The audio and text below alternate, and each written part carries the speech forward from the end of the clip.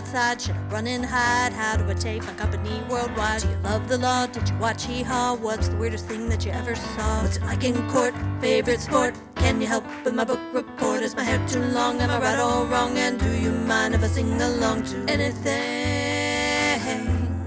Ask Alan anything in the world. Hello, everybody, and welcome to this episode of Ask Alan, the podcast. I'm Alan Crone, CEO of the Crone Law Firm. And with me today is Stacey Greenberg, who's the editor of the Edible Memphis website. And if you haven't checked it out, you need to check it out. It's really cool. I'll let Stacey tell us about it. I don't want to say anything wrong about it, but what is Edible Memphis? Well, first of all, Edible Memphis is a magazine. So we are a quarterly magazine. We're part of Edible Communities, which is our parent organization. And there are about 90 edible titles throughout North America. So there's an Edible Nashville. There's not too many in the South. There used to be Edible New Orleans. But anyway, they're all over the country.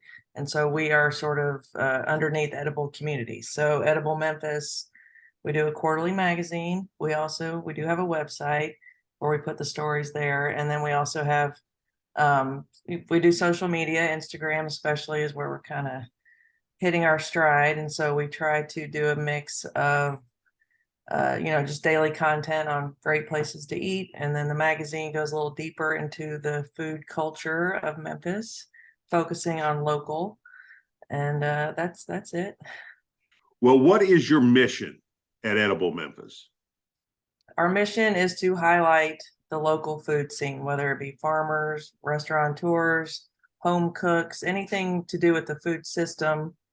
That's it. We're just trying to shine a spotlight on what people are doing locally.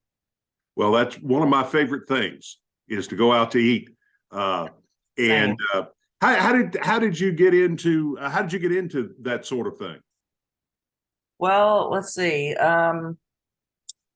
Probably like 18 years ago, Edible Memphis was started here by Melissa Peterson. She moved to Memphis from Portland, I believe. And so she got Edible Memphis up and running. And she was the editor for about 10 years. And at that time, I was just doing a lot of freelance writing. I started writing about my kids, and then I started writing about eating with my kids. And then I got into just writing about eating. And so I was just a freelancer for Edible Memphis for the first 10 years. And then Melissa passed the torch to Bill Gaines. He became the publisher, and then he hired me to be the editor. So I went from being a contributor to the editor, and it's been coming up on 5 years now.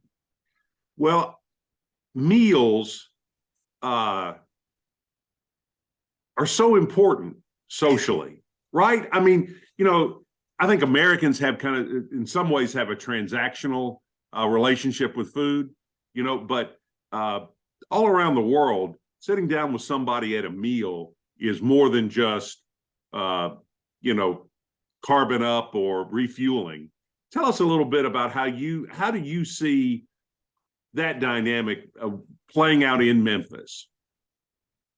Well, I think that, hopefully during the pandemic, we all kind of, it came into focus how much eating out means to everyone and how important it is, and to see, what role restaurants play in our life, and chefs, and even just, even if it's fast food or whatever, just the ability to get a meal that you don't have to cook, and so I think, definitely breaking bread, age old tradition. And so whether, it's a work lunch or a girls' night out or a date night, food is definitely at the center of everyone's life.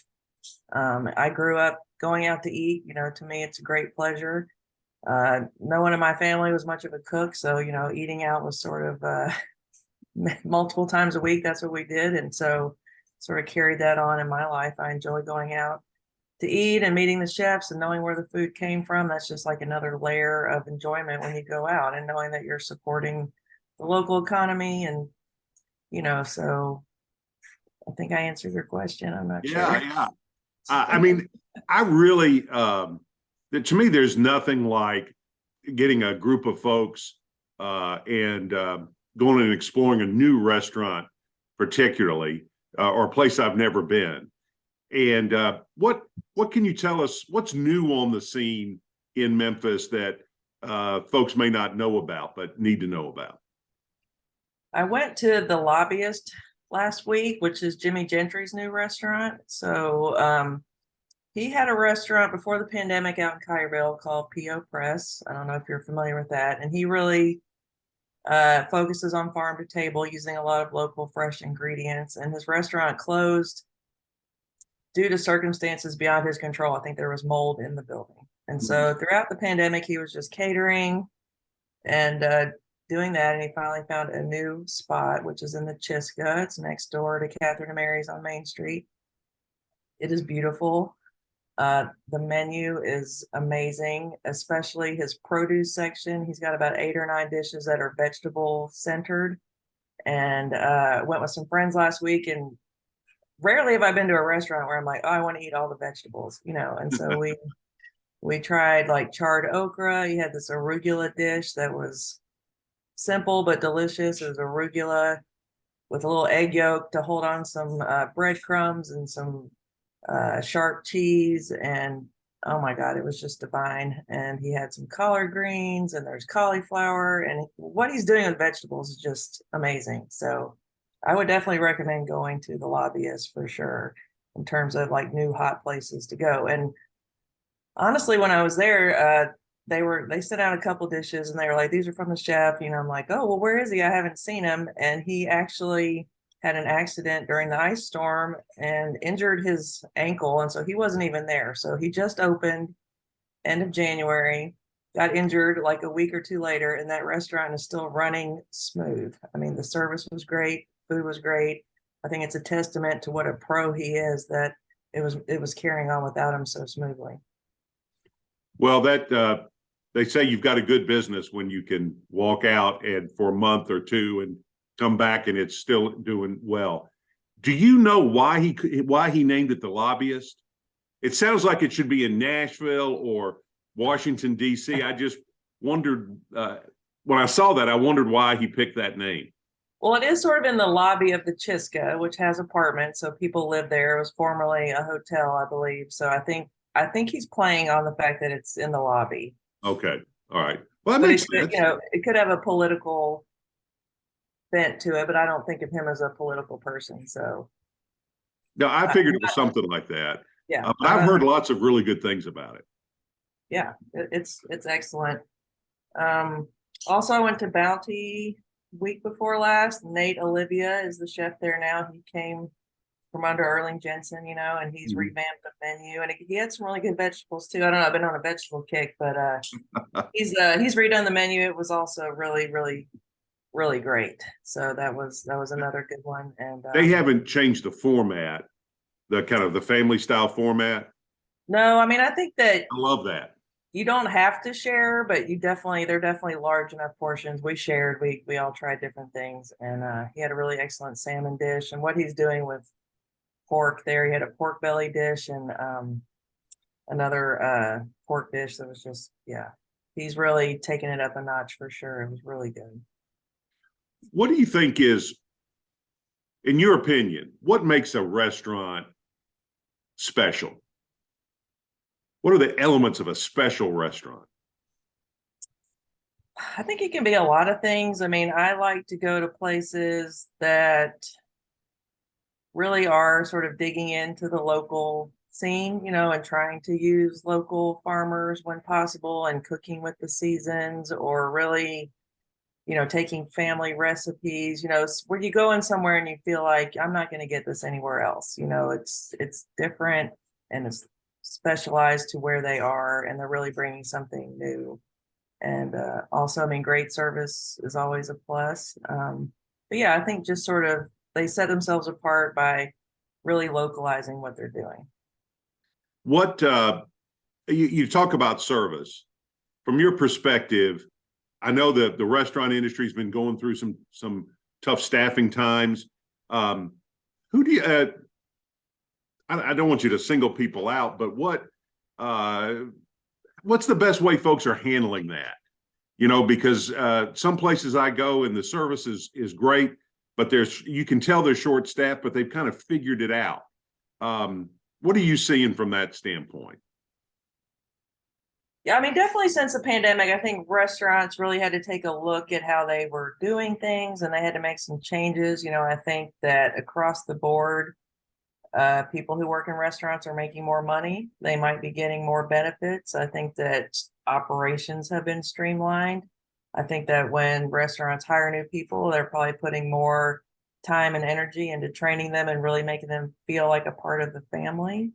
I mean, I definitely, when I go somewhere and I see people that have been working there year after year after year, I mean, I think that says something there too. So again, just going back to how I mean, I think restaurants were the hardest hit by the pandemic, and they have, they've changed it up a little bit. And also the people who are going into the restaurant industry now are just, they're going in at a higher pay rate, and they're hopefully being treated better by customers and by the owners.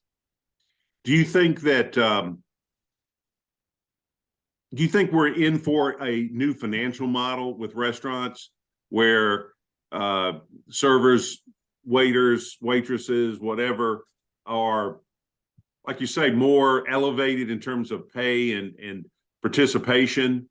Because, chefs are great, and, I'll follow a chef, but if I've got a server somewhere that knows me and takes good care of me, I'm more apt to go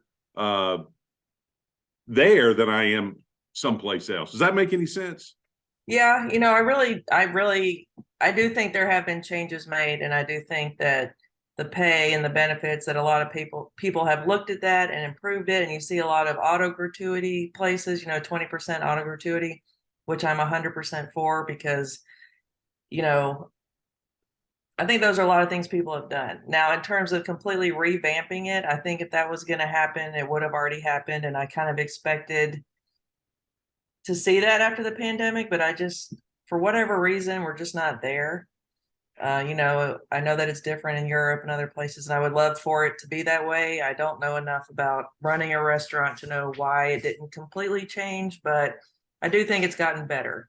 And I think that there were a lot of lessons learned and things are better. But in terms of completely getting away from that tipping system and hourly pay, I just don't know if we're going to get there.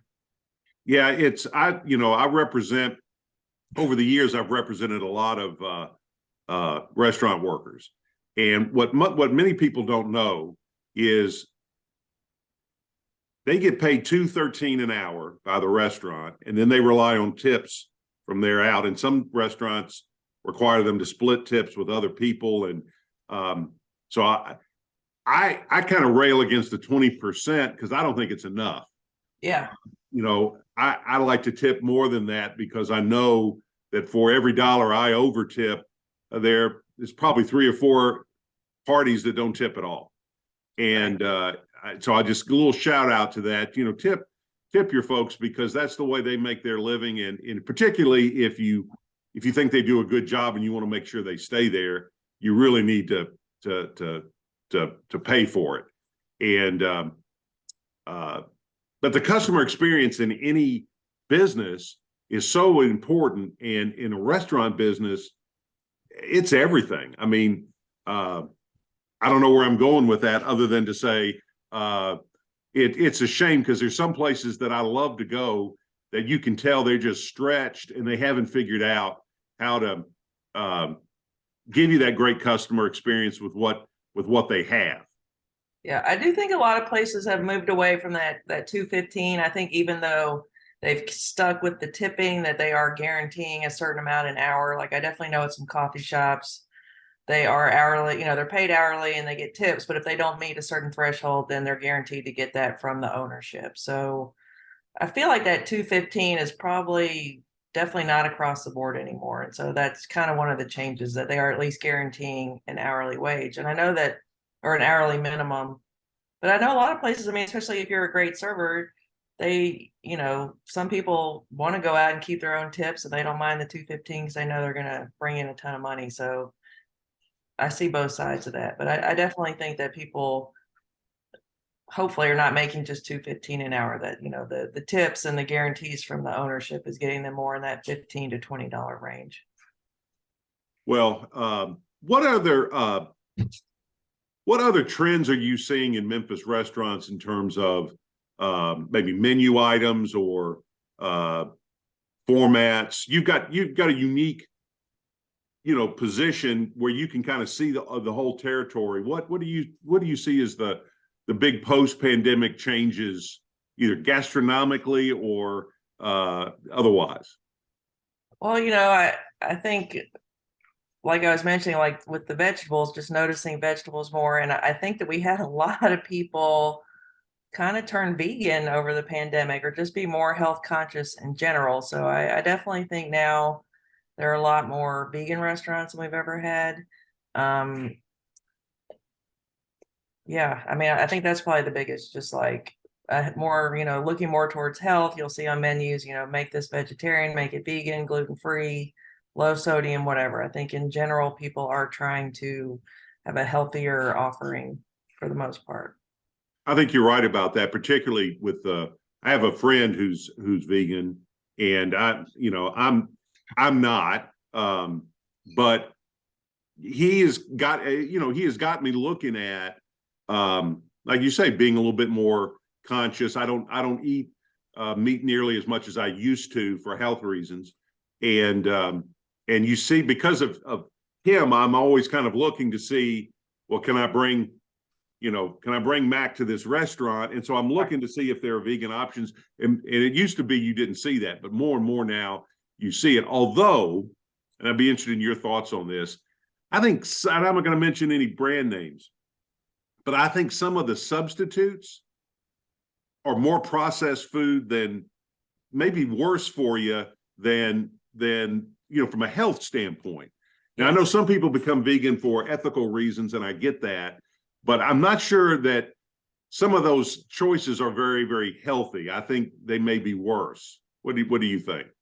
Yeah, I mean, my son recently became a vegetarian, and this is sort of an ongoing discussion we're having, where he's come over to dinner and I've bought like a Boca burger or something like that. And we've talked about, like, is something grown in a lab really better for you? And I'm not a nutritionist, but I think that in general, giving up meat and whatever, there are health benefits to that. But in terms of what my son is sort of like going towards, and what I think if I were to become a vegetarian, I would definitely just look at putting more whole foods and things like that into my diet, and not necessarily the processed things. But I mean, what you'll hear is, we all grew up eating certain foods, and I think those products and the substitutes, they sort of, it's just a comfort food thing. And when you're trying to just satisfy that craving, that's where those products kind of come in. I definitely don't think they should be a regular everyday part of your diet.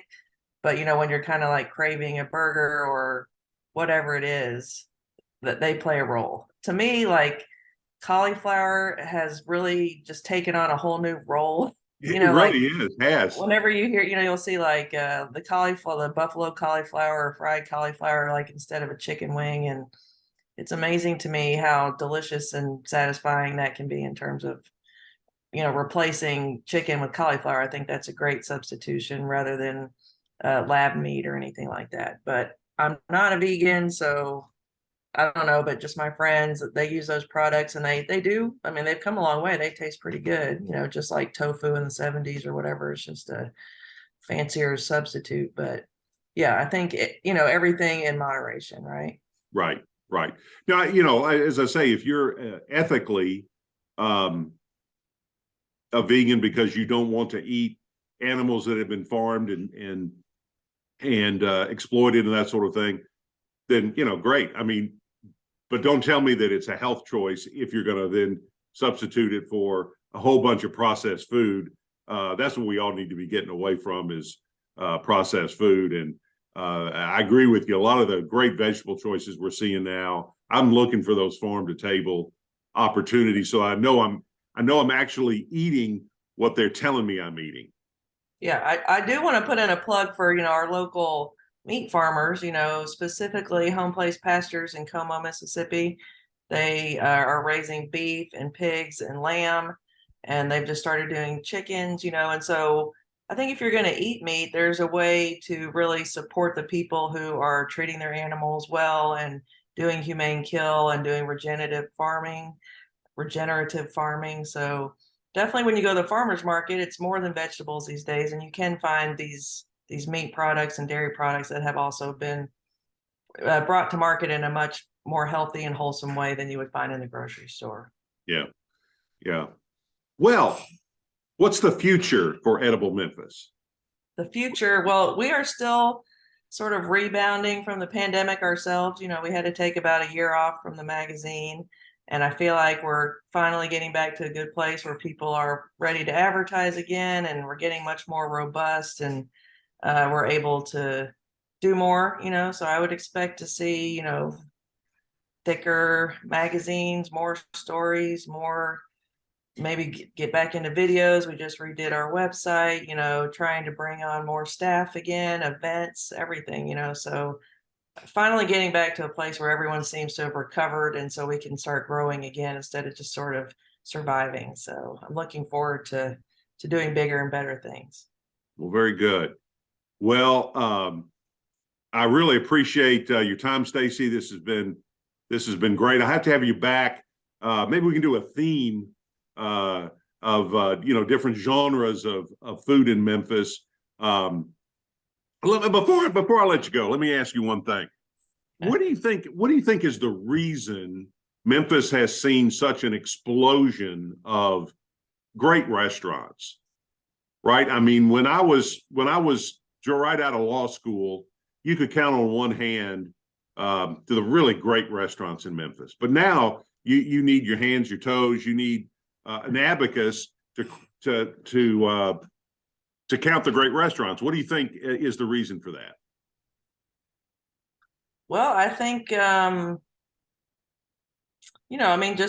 population has grown. Maybe incomes have grown, but no matter what, there is this desire to feed people, and I think that growing up in a town where we do have a great food culture, it's hard not to become a part of that. And then you work for someone for a while, and then you go out and do your own thing. And the people here really do support the restaurants, and so it's it just all feeds into itself. It's the more people eating, then the more people you have wanting to do that for a living, and then we do have access to great local products and local talent, and the great chefs, they bring other people up with them, and then those people go on to open their own restaurants. And so I'm glad that it's growing, and I think that we're definitely more than just barbecue, and it's great to see. I think we still have a long way to go in terms of kind of getting up to par with other cities, but I mean, it's happening. It's definitely happening. Yeah, it really is. Exciting to see and be a part of, for sure. Well, everybody that's watching this, eat local, search out that farm to table, ask the question. That's the other thing. Ask questions. Where does this coming from? Where are you sourcing your food? Because for a couple of reasons. One, don't you find that most of the restaurants that are doing that are real proud of it and would love to talk about it? Yeah, well, you need to create that demand. The more customers ask and want to see that on menus, then the more the restaurants will do that, I do want to give a plug for our next issue. It's coming out beginning of April, and we do have a theme. It's our coffee issue. Oh. This is the second coffee issue we've done. The first one was about 3 years ago, so we're kind of revisiting the local coffee scene. And just like there's farm to table, I mean, looking at where your coffee beans are coming from, is that sustainable practices? And so we have some really great stories on that. What goes into a $7 latte? Why are we paying so much for coffee now? Which is actually a good thing, because if you're paying more, it means that ideally it's ethically sourced, and then you're paying your baristas more, and it's all going back into our community.